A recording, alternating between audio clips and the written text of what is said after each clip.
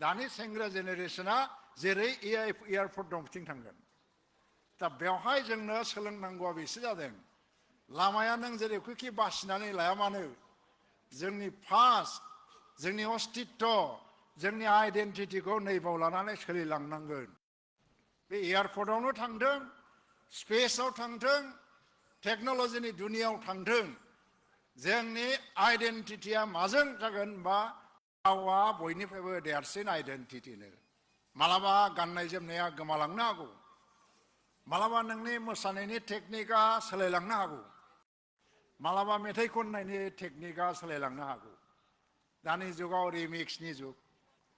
नाथाय नोंनि रावा सोलायलाङा नोंहा जुदि मोनसे कमिटमेन्ट थायोबा and that is the only weapon which can protect you and preserve you from any kind of aggression खारन नोंनि बिखायाव जेब्ला नोंनि रावनि फारसे मानिनाय आरो सिबिनाय थायो दुनियानि खुनु शक्तिया नोंखौ जाथि हिसाबै थांनानै थानांगौ बे गोसोखांनायनिफ्राय बे लुबैनायनिफ्राय रावबो गारबनानै दोननो हानाय नङा दा जोंनो गोदान कमिटमेन्ट नांगौआ रावनि प्रति रावनि फारसे जों जेखि जाया सिचुवेसनाव रावखौ मालाबाबो गारनाय नङा कमप्रमाइज खालामनाय नङा नंगौना नङा दाथ' जाल्लाया ओरै जाबाय नेताफ्रा हारसा जायगायाव थाङोबा हारसानि लेक्सार होनांगौ हिन्दी भाषिफोरनि थाङोबा हिन्दीनि लेक्सार होनांगौ मालाबा इंलिश लेक्सार होनांगौ बर' जायगायाव बर' लेक्सार होनांगौ मालाबा आरो मिक्स कमिउनिटि थाबा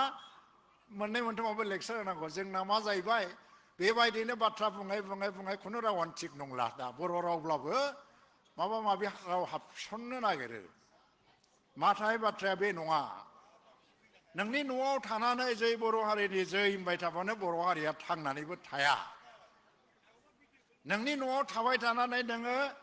डिमापुर माइबांनि मेथाइ खनै खनै सेरजा दामै दामै गाबबाय थाबाबो हारिया थांनानै थाया थांनानै थायो बबाव बे जे गोदान मुगानि कम्पिटिसनाव मालायजोंबो कम्पिट खालामनानै गावनिखौबो फसंलांनो हानायावसो जोंनि हारिया थांनानै थायो दा सासे गेदेमा सानसुमैनि बाथ्राखौ आं भाटारमारिनि बर' थुनलाइ आफादनि मोनसे कनफारेन्स जादोंमोन हयतोबा 75-76आव सासे गेदेमानि लेक्सार आं खोनाजेनदों प्रसेनजित ब्रह्म बा एसे आगोलाव सोरबा सासे मेथाइ खनदों बबाव थांखो जोंनि आबै आबौनि जारिमिना डिमापुर माइबाङा बबाव गोमालांखो होननानै गाबलायलायनाय मेथाइ खनदों जोंबो गाबदों बयबो नाथाय अपेन सेसनाव प्रसेनजित ब्रह्मआ मोनसे लेक्सार होदों गोदान बर' माहारिफ्रा थांनानै थानोबा आबै आबौनि गोथै हाखराव थांनानै गाबबाय थाबानो थांनानै थानाय नङा बे गोथै हागरनिफ्राय मोनसे गोदान जात्रा जागायनांगोन गोदानै थांनानै थानायनि मोनसे संकल्प लानांगौ जादों दा गोदान संकल्पआ मा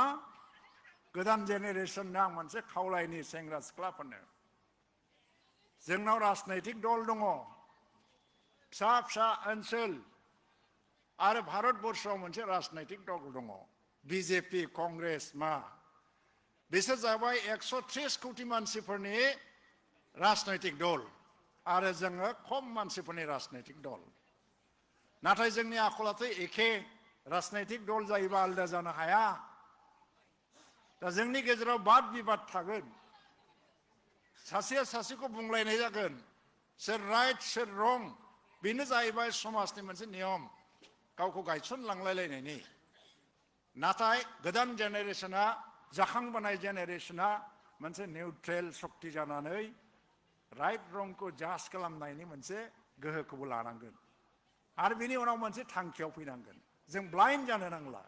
सोरबा बुंबानो जों बेखौ मानिनानै सोलिनायनि जुगाबो गैला दा उग्रबादखौ जों मानो नाङा होनदों हाथियार दावहाखौ जों मानो नाङा होनदों थांनाय 40 बोसोराव जों गासिबो रोखोमनि हाथियार दावहाबो खालामबोबाय जोङो गणतान्त्रिक आन्दलन खालामबोबाय उग्रबादा हाथियार लाबाल' जाया उग्रबादा बिसारदाराबो नोंनि मेलेमाव जुदि उग्र सिन्था दंबा बेबो उग्रबाद हाथियार लाबाल' उग्रबाद नङा मालायखौ सैनो हायै नायनो हायैयाबो उग्रबाद मालायखौ खुनु खारनाव सहायनो हायैयाबो उग्रबाद बे उग्रबादखौ जों मानो नाङा होनदों बेवहाय मोनसे साइन्टिफिक रिजन दङ नों जेसेबां उग्रबादजों आवगायलांगोन एसेबां नोंनि सुथुरा बांगोन मानसिजों जुजिनो नोंलाय मोनसे जाथिया मोनसे समाव मोनसे गोहोजों जुजिनो हागौ 100टा गोहोजों जुजिलांबाय थानो हाया दा उग्रबादनि लामाजों जों आवगायलाङोबा जोंखौ गाख्रेबग्रा शक्तिया बांगोन आरो जों रावजोंबो जुजिबाय गासैजोंबो जुजिनानै थावरिनानै थांनो हानाय नङा बेनिखायनो जोंनाव दिनै मोनसे गणतान्त्रिक प्रक्रियाखौ जों लाबोदों एसे मालायखौबो स्वीकृति होनांसिगौ मालायखौबो सोलोंनांगौ मालायनि सोमोन्दैबो मिथिनांगौ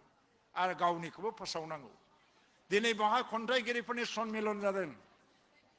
जों बिसोरजों बर' राव रायलायाखै जों बिसिनि रावजोंनो रायलायदों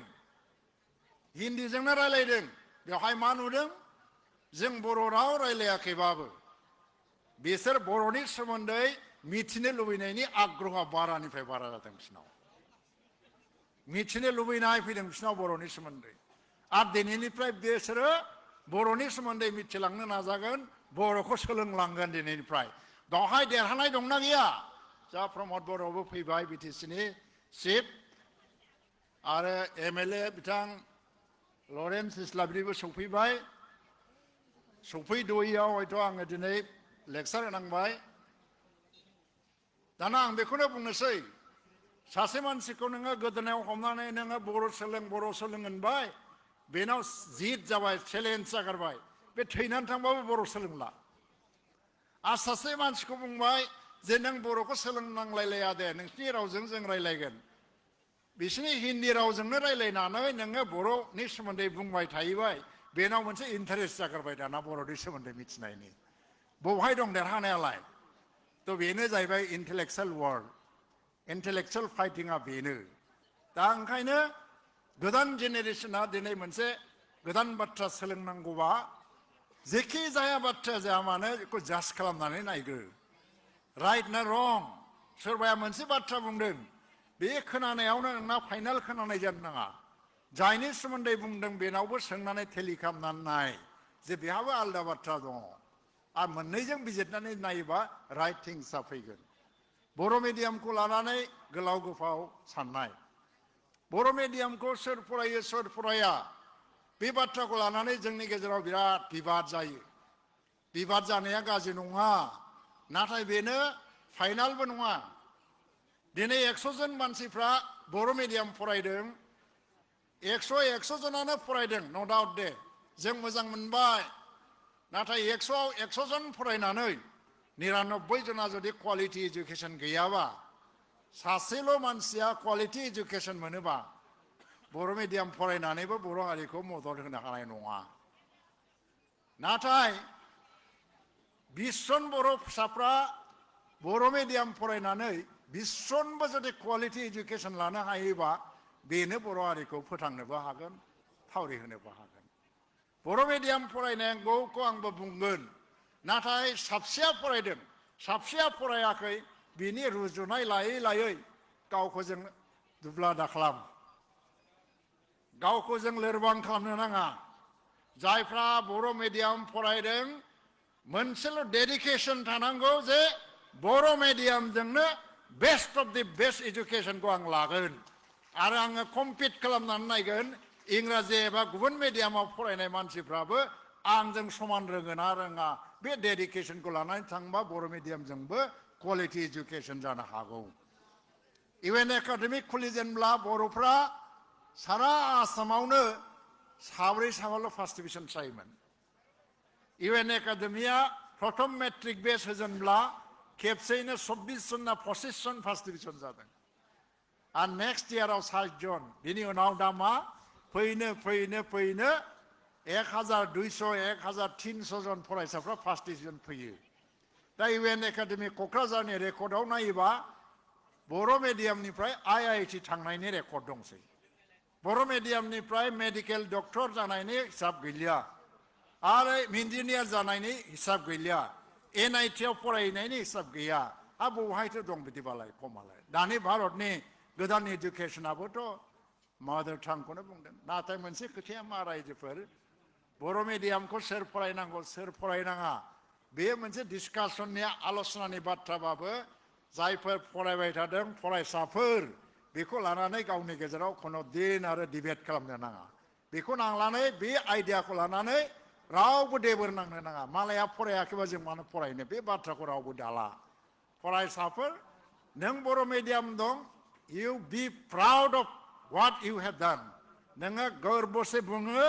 रावबो लाजिनाङा टाउनाव फै गुवाहाटीयाव फै yes आं बर' मिडियामजों फरायदों बिखाफोर जानानै बुंनायसाय रावबो नोंखौ लाजिफोनांनो हानाय नङा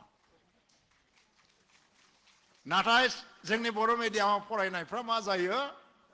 सोरनोबा इन्ट्रडाक्सन होब्लाबो मोनसे खोथा बुङो मा नों मा मिडियामाव फरायदों बर' मिडियामसो होननानै नायगङो आरो इंलिश मिडियामाव फरायग्राफ्रा आंना इंलिश मिडियाम डन बस्क' सांग्रिला होननानै बुंनानै लायो मानो बुंनो हाया बर' मिडियामाव फरायग्राफ्रा मानो बुंनो हाया आं UN एकाडेमियाव फरायो आं दतमायाव फरायो आं बबेबा गियान लैथो स्कुलाव फरायो बिखाफोर जानानै बुंनायसाय रावबो बेखौ लुकडाउन आपन खालामनो हानाय नङा नेग्लेक्ट खालामनो हानाय नङा थ' दिनैनि दिनाव ओंखायनो आं गोबां बाथ्रा बुंनो लुबैया जिहेतु आङो चिफ मिनिस्टार फैयैखाय गभर्नमेन्ट अफ आसामनि जानानै हक आं चिफ मिनिस्टारखौ रिप्रेजेन्ट खालामाखै थेवबो आंखौ आलासि हिसाबै बुंनो खाबु होनायलाय आं जिहेतु बुंनो ओंखारदों दिनै बाहाय मोनसे बिराद गिदिर कवि सम्मिलन जालांबाय सारा आसामनि 100टा रावनि कवि बा खन्थाइगिरिफ्रा बेयाव फैनानै दाखालिनिफ्राय खन्थाइ फरायफैदों बर' गामि नायदों बर' राव सोलोंनो नाजादों नायबाय था रायजो राजाफोर फरायसा फंबाय बिनानावफोर बे 100 जननि गेजेराव साब्रै साबा मानसिया गाबोन समफोरनिफ्राय हयतोबा बर' राव सोलोंनायनि गोसो जागोन आरो बिदिजों मा जागोन जों साफ्रोमबो राइटारफ्रा मोनसे इच्छाखौबो लानांगौ जों मोनसे गोसो जानांगौ जोङो बर' राव लिरो गाव लिरो बावनो बास सिमाबद्ध जानानै थाबाय आं लेखा लिरो बास मालायजों मा सोमोन्दो दं फालाय खिन्थु जों जिहेतु देश बिदेश गिदिङो मोनसे नेटवर्क बानायनो नाजा राइटारफ्रा सासे नङा सासे सिनाखि खालामनो नाजा बबेबा मोनसे रायजोआव बबेबा मोनसे देशआव आंबो एफा एनै गिदिङा नङा गिदिङो आङो जेराव थाङो सासे नङा सासे मोनसे कन्टेक्टखौ एस्टाब्लिश खालामबोयो आङो आरो बेबादिजों मा जायो मोनसे नेटवर्क जायो जेला नांगौ जायो नों मानसि मोनो दा दुनियाया डेभेलपमेन्टआ मा it is an exchange process डेभेलपमेन्टआबो गोदान जिनिस नङा एक्सचेन्ज प्रसेससो बियो दा आमेरिकायाव थाङोबा गोदान गोदान मोनो नाथाय आमेरिकाया गोदान नागिरनानै नोंनि जायगायाव फैयो स्टाडि खालामनो थाखाय इंलेन्डआव थाङोबा गोदान गोदान मोनो मानो होनबा बेवहाय इंराजि राव रायलायो नाथाय इंलिश मानसिफोरनि थाखाय इंलेन्डआथ' गोदान नङा इंलिशफ्रा गोदान नागिरनानै जोंनि ओनसोलाव फैयो थ' एक्सचेन्ज प्रसेस बियो गोदाना नोंनि आंनि सोलाय सोल'नि ओंखायनो जों इनफेरिटि कमप्लेक्सआव भुगिनो नाङा जाय हारिनाव जाय मानसिनाव इनफेरिटि कमप्लेक्स दङ बे मानसिया जिबनाव मालाबाबो खर' थिखांनो हाया गसंनोबो हाया हारियाबो गसंनो हाया मालाबाबो आं मा आंनि उदाहरनखौ बुंनांगौबा आङो लेखा फरायाव मोजां फरायबोआखै क्लास 9 निफ्राय आन्दलन लोगो मोनबोदों आङो पुलिस गिनानै फोथाराव खारबोनांदों गोदो क्लास 9 10आव फरायबानो एबसुनि लिडार जायोमोन वार्कार जायोमोन आंनि जिबना आन्दलनजोंनो 40 बोसोर सेस लेखा फरायाखै मोजाङै फरायाखै आङो ग्रेजुवेट मालाय मा जानो बर' रावजों गसंनानै लेक्सार होनो रोङामोन इंराजि बुंनायाथ' बाद दोनबाव नाथाय जेला दुनिया गिदिंबाय नुबाय मा नों जुदि गिलुं गिलुं रायलायोबा नोंखौ नाख्रेबो बे समनिफ्राय मोनसे संकल्प लादों जों जुदि रायलायनांगौबा बिखाफोर दानानै रायलायनांगौ बियो जि भलिउमाव रायलायगोन एखे भलिउमावनो रायलायनांगौ गोरा रावजों बुंबा जोंबो मोनसे कनफिडेन्ट मोनसे भइसजों रायलायनांगौ जों मालाबाबो कमप्लेक्सआव भुगिनो नाङा बे समनिफ्राय लानानै जि रोंगौ बेखौ लानानै दुनिया गिदिंबाय नाजाबाय मावबाय इंराजिया बेसेबां जायो बेसेबां जाया खोथा गैया आं मा बुंनांगौ आं बुंगोन इंराजिजों माथो दंफालाय हिन्दीया आंना कारेक्ट जायोना जाया बेजों खोथा गैया आंहा मा बुंनांगौ आं बुंगोन बुजिजोबो बाथ्राया बेबादिजों मोनसे कनफिडेन्स बिल्डिं जायो साफ्रोमबो बर' सेंग्रा सिख्लाफ्रा दिनैनिफ्राय साफा साफा कन्फिडेंट मेन कन्फिडेंट गर्ल जानांगौ आत्मविश्वास थानाय गावनि सायाव फोथायनाय साफा साफा सेंग्रा लाइमोनफोर जानांगौ बर' सेंग्रा सिख्लाफ्रा दिनैनिफ्राय आरो बेल'नो बर' हारिखौ गोजौआव लांनो हागोन बेल'नो बर' हारिखौ लांनो हागोन आरो कन्फिडेंट मानसिफ्रा सोलोंनो हायोनो सोलोंनायनिबो इन्टारेस्ट जायो बेजोंसो बर' हारिया गेरेमसा हारिनि मिनिङा मा आं मोनसे बाथ्रा बुंबाय थायो फाख्रि बिफाङा जुदि लिं लिं जौनायमोनबा बे गेरेमसा जानाय नङामोन दालाय थानायखाय गेरेमसा जादों ट्रु सेन्सआव मोनसे दालायजोंनो गेरेमसा जाया दालायनि सायाव जाय बिफाङा आरो दालाय ओंखारबावो सब ब्रान्चेसफोर बिसोरखौ गेरेमसा होननाय जायो जों गेरेमसा हारि जानांगौबा मालायनो साया होनांगौ जायो आरो गेरेमसा हारि जानो थाखाय दालाय बिलाइ आखाइ आथिं फोलावनानै गेरेमसा बर' माहारिनि गान गायबाय थाबानो जाया गेरेमसा हारिनि आसल सेन्सआ जाहैबाय मा perfect men and perfect women बे हारिनि साफ्रोमबो मानसियानो पारफेक्ट जानांगौ गोरों जानांगौ गियान गोनां जानांगौ गुन गोनां जानांगौ दा जुदि थांखि लानांगौबा फैगौ 20 बोसोरनि गेजेराव बर'आव साफ्रोमबो बर' मानसिफ्रानो गुन गोनां आरो गियान गोनां मानसि जानांगौ होननानै जोङो थांखि लानो सम फैदों दा आरो बिदियैसो जों हारिखौ दानो हागोन नङाबा गेरेमसा हारिया जानाय नङा मोननाया गोमाफिननो बारा गोबाव नाङा मिथिगौना मिथिया रायजो मोनबाय रायजो गोमाफिनबाय गोदो राजाफ्राबो रायजो गोमायोमोन दानि गोदान भारतआवबो त्रिपुरा कक बर'फ्रा रायजो गोमाफिनदों झारखन्ड रायजो जाबाय झारखन्डीफोरनि आदिबासिफोरनि आखायाव गैया बे रायजोआ गाबोन बड'लेण्ड मोनबा बड'लेण्डनि आखायाव बिराद रैखाथि मोननानै थाबाय थागोन बेखौबो दा सान खारन रायजोआ मोननानैबो गोमाफिनो नाथाय नों जुदि बयबो पारफेक्ट मानसि जायोबा सासन बेबस्थायाव हाबनानै सासन बेबस्थाखौ माने सामलायनो हानाय मानसि जायोबा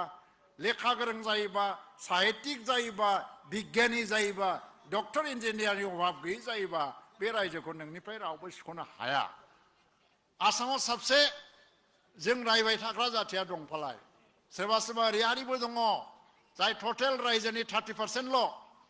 30% मानसिया रायजो खुंगासिनो दं मानो होनबा बिसोर गुन गोनां गियान गोनां पारफेक्ट मानसि गोजा 70%आ रायजो खुंनो हायाखै मानो बिसोर लेखा रोङा पारफेक्ट जायाखै गुन गोनां मानसि नङा दा जों जुदि गुन गोनां मानसि जायोबा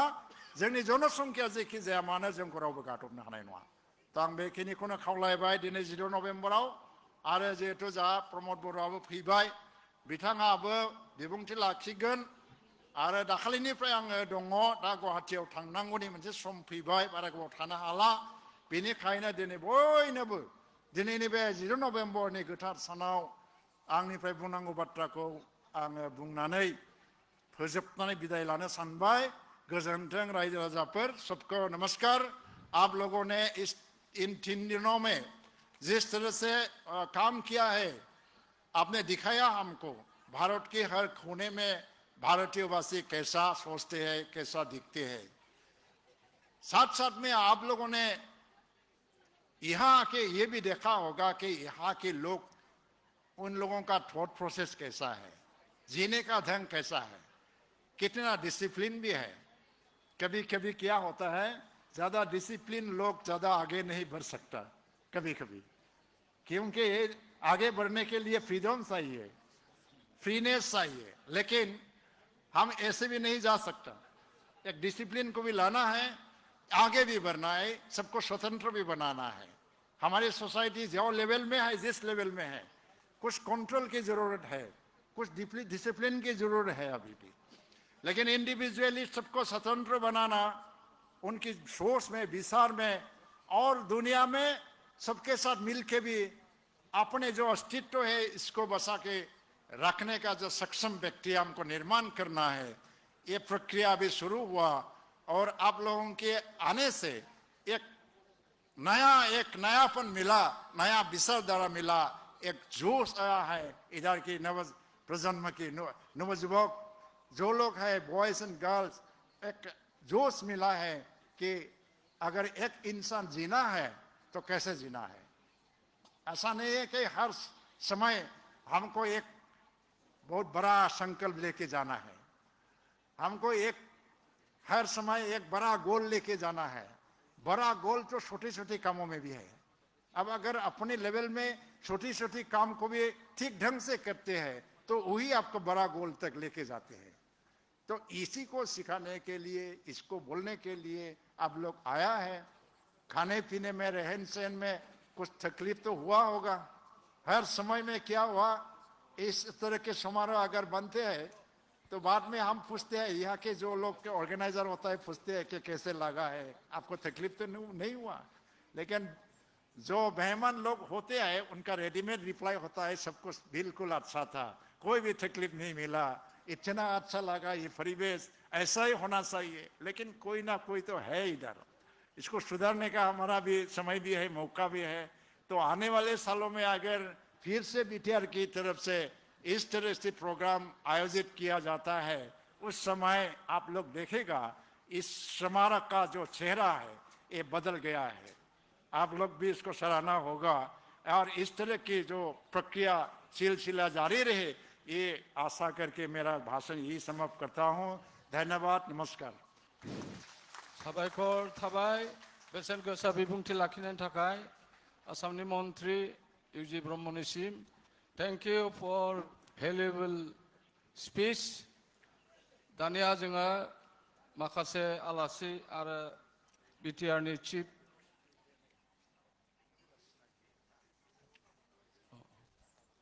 आङो गाहाय नेहाथारिखौ सिगांनो थाखाय खावलायबाय। मानगोनां आफादगिरि, गेदेमा नोंथांमोन आरो रायजो राजा नोंथांमोन, दा जोंनि गेजेराव बड'लेण्ड टेरिटरियेल काउन्सिलनि चिफ मानाव गेदेर प्रमद बर' सार बिथाङा जोंनि गेजेराव सफैनो हादों। दा बे समाव बिथांखौ जोङो बर' थुनलाइ आफादनि जानानै आरो बे क'क्राझार थुनलाइयारि फोरबोनि जानानै बिथांखौ बरायनो थाखाय खावलायनाय जाबाय। आरो जोंनि बरायनायखौ आजावनो थाखाय आङो बिटिआरनि चिफ एक्जिकिउटिभ मेम्बार मानाव गेदेर प्रमद बर' सार बिथांखौ खावलायनाय जाबाय। And he is Srijit Pramod Bodo, Honorable Chief Executive Member of Bodoland Territorial Council. And he is the key person for organizing this literary festival here in Kokrajhar. बिथांनिसिम साबायखर थाबाय। बेनि उनावनो जोंनि गेजेराव नुजाफैनो हानाय मानगोनां एमएलए लरेन्स इस्लारि बिथांखौ बे समाव बरायनो आवगायदों। आरो जोंनि बरायनायखौ आजावनो थाखाय आङो क'क्राझारनि एमएलए लरेन्स इस्लारि बिथांखौ खावलायनाय जाबाय। बेनि उनाव जोंनि गेजेराव दंबावो एमएलए जयन्त बसुमतारी बिथांखौबो लोगोसे जोंनि बरायनायखौ आजावनो थाखाय खावलायनाय जाबाय।